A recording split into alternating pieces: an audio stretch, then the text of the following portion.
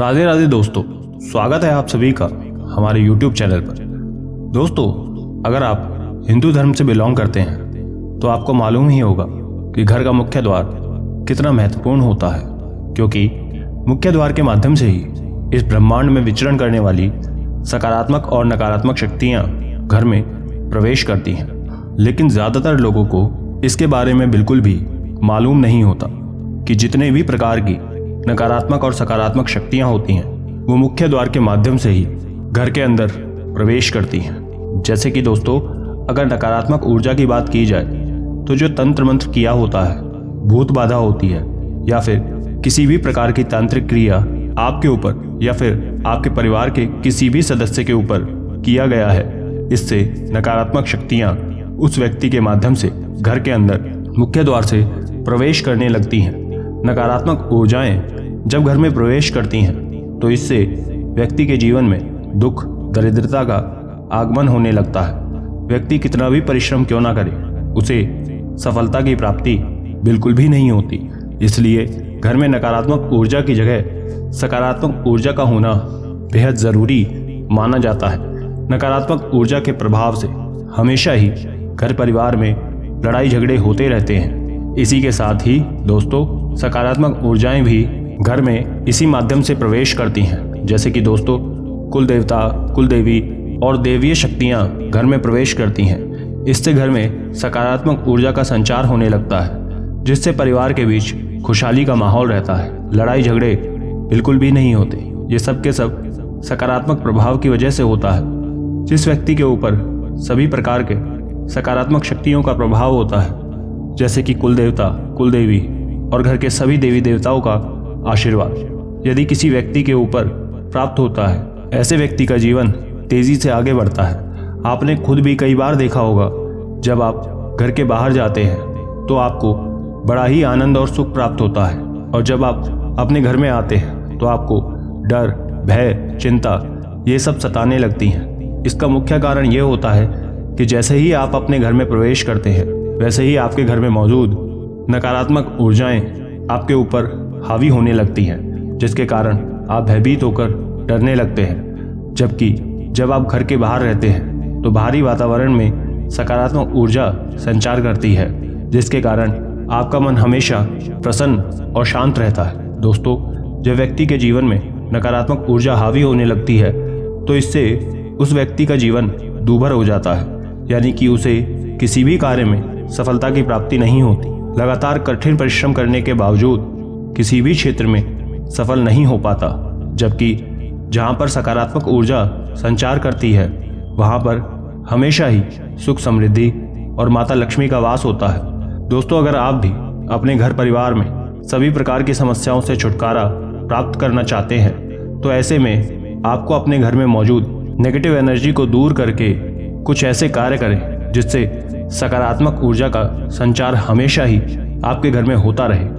आपके जीवन में बदलाव होना प्रारंभ हो जाएगा। दोस्तों, इस वीडियो में हम आप लोगों को एक ऐसे ही सरल और ख़ास प्रयोग के बारे में बताने जा रहे हैं, जिसे आप 26 जनवरी वसंत पंचमी के दिन कर सकते हैं। अगर आप इस प्रयोग को 26 जनवरी के दिन करते हैं तो निश्चित रूप से आपके घर में सकारात्मक शक्तियों का आगमन ज़रूर होगा, जिससे आपके जीवन में चल रही तमाम प्रकार की समस्याएं खत्म हो जाएंगी।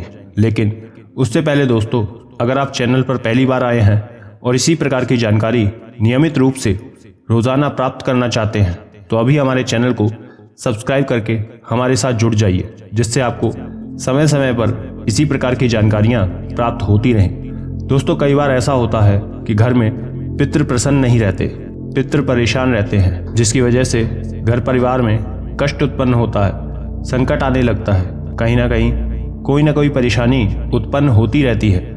जितने भी घर में लोग रहते हैं उन्हें कोई लाभ नहीं होता। इसलिए कहा जाता है कि पितरों को प्रसन्न रखना बेहद ज़रूरी होता है। बता दें कि जिस व्यक्ति के ऊपर पितरों की कृपा होती है, पितरों का साथ जिस व्यक्ति को प्राप्त होता है, उस व्यक्ति को अपने जीवन में कभी भी निराशा का सामना नहीं करना पड़ता।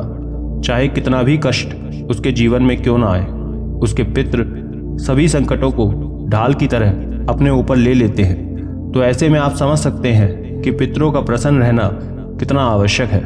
दोस्तों, हमारे घर का जो मुख्य द्वार होता है, जी हाँ, मुख्य द्वार का जो ऊपर का स्थान होता है वो पितरों का स्थान माना जाता है। घर के मुख्य द्वार के ऊपरी हिस्से में ही पितृ, कुलदेवी, कुलदेवता का वास होता है। जिस घर में पितृ स्ट्रांग नहीं होते या फिर कुलदेवी, कुलदेवता स्ट्रांग नहीं होते, उस घर में हमेशा नकारात्मक ऊर्जाएं वास करती हैं। और दोस्तों, जिस घर में नकारात्मक ऊर्जाओं का वास होता है उस घर के सभी सदस्य आपस में ही लड़ाई झगड़े करते रहते हैं। वैसे तो घर को मंदिर कहा जाता है, लेकिन जहाँ पर नकारात्मक ऊर्जाएं वास करती हैं वो घर मंदिर नहीं, युद्ध का मैदान ज़्यादा लगता है, क्योंकि उस घर के हर सदस्य के बीच आपस में ही वाद विवाद और मतभेद होता रहता है। घर में हमेशा ही किसी न किसी को कोई ना कोई बीमारी लगी ही रहती है, अकाल मृत्यु का खतरा बना ही रहता है और बेचैनी हमेशा बनी रहती है। ठीक इसके विपरीत जिस घर में सकारात्मक ऊर्जाएं वास करती हैं वहाँ पर लोग काफ़ी ज़्यादा समझदार होते हैं, शांत होते हैं, सभी कार्य को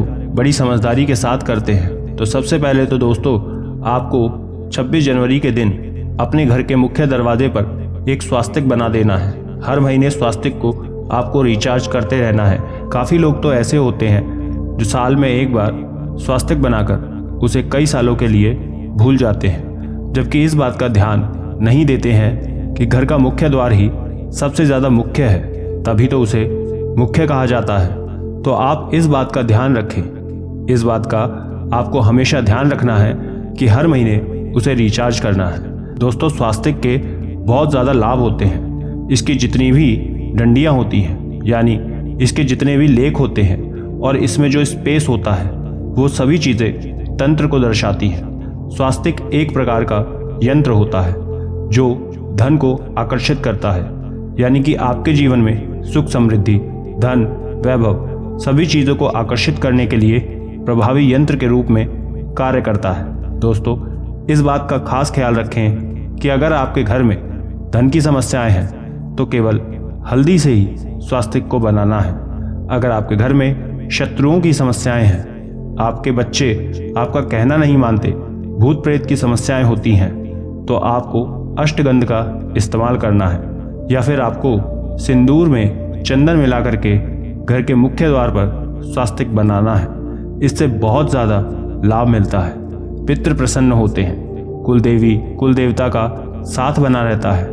घर में किसी भी प्रकार की नकारात्मक ऊर्जा प्रवेश नहीं कर पाती और हमेशा ही आपको अपने स्वास्तिक को रिचार्ज करते रहना है। इसके साथ ही आपके घर का जो मुखिया है उसकी डेट ऑफ बर्थ का भाग्यांक निकालकर वसंत पंचमी के दिन आपको अपने मुख्य द्वार पर अंदर की ओर लिख लेना है।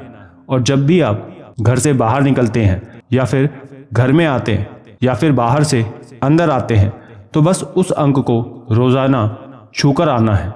बस इतना कर दें, मात्र इतना करने से ही ये अपना चमत्कार दिखाना प्रारंभ कर देता है।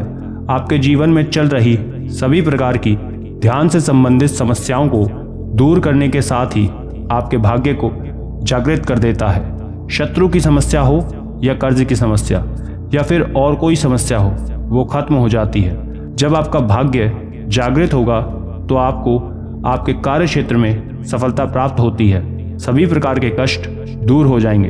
अब ये भाग्यांक निकालते कैसे हैं वो समझो। तो दोस्तों, जन्म तिथि के महीना, दिन और साल, इन तीनों को एक साथ जोड़ लें। इसके बाद आपको 4 अंकों का एक डिजिट निकलेगा। फिर उन 4 अंकों को भी अलग अलग करके जोड़ लें। बस आपको सिंगल डिजिट निकालनी है। जब तक आपकी सिंगल डिजिट नहीं निकल जाती तब तक सभी अंकों को एक दूसरे के साथ प्लस करते जाएं। और जब सिंगल डिजिट निकल जाती है 1 से 9 के बीच में, तो बस वही आपका भाग्यांक होता है।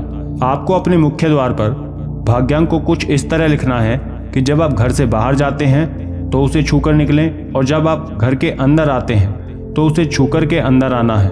अगर घर परिवार के सदस्य भी इस प्रयोग को करना चाहते हैं तो किसी लाल पेन के माध्यम से या फिर लाल स्केच पेन के माध्यम से किसी दीवार पर अपने भाग्यांक को लिख सकते हैं, या फिर किसी पेपर पर लिख करके अपने तकिए के नीचे रख सकते हैं। इससे भी सेम इसी प्रकार का प्रभाव आपको नजर आएगा। बस इतना करने मात्र से ही आपके कई बड़े ग्रह बलवान हो जाते हैं। और दोस्तों, अगर आपके आसपास आपका भाग्यांक होता है तो वो आपको जीवन में सफलता प्रदान करने में सहायता प्रदान करते हैं। दोस्तों, भाग्यांक केवल एक नंबर ही नहीं होता, बल्कि यह हमारे लिए एक एंजल की तरह काम करता है। इसलिए दोस्तों, एक बार इस प्रयोग को एक बार अवश्य करना चाहिए। तो दोस्तों, आज के लिए इतना ही।